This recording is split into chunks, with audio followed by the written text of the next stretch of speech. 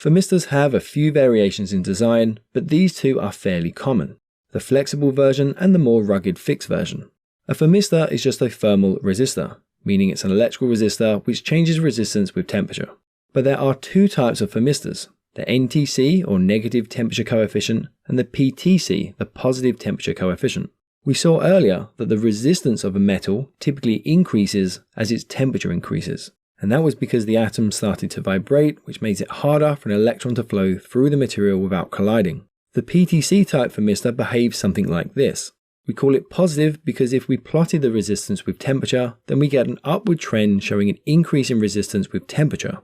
The other type is the NTC, or negative temperature coefficient. With this type, we use a semiconductor which behaves a little differently. As you might guess, we call it a negative temperature coefficient because when we plot the resistance of temperature, this type will actually decrease in resistance. This is to do with the structure of the atom of the material. If we look at a simplified atom of a metal, we have the nucleus at the center and then a number of electrons all on different orbital shells. A conductor has 1 to 3 electrons in its outermost or valence shell.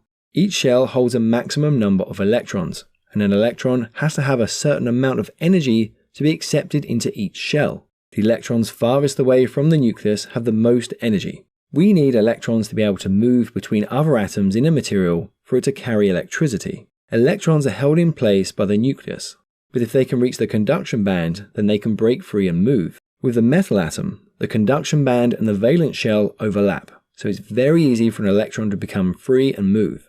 With an insulator, the outermost valence shell is packed. There's very little to no room for an electron to join. The nucleus has a tight grip on the electrons and the conduction band is far away, so the electrons can't reach this and escape. Therefore, electricity can't flow through this material.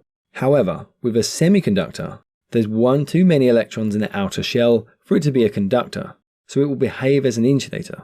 But as the conduction band is quite close, if we heated the material up, some electrons will gain enough energy to make the jump and break free from the atom. As more heat is added, more electrons move from more atoms, and so the material's resistance decreases. So its basic construction is just a piece of semiconductor between two conductors, and this is sealed with a protective coating. Okay, that's it for this video, but if you want to continue your learning, then check out one of the videos on screen now, and I'll catch you there for the next lesson. Don't forget to follow us on Facebook, Twitter, Instagram, and of course, theengineeringmindset.com.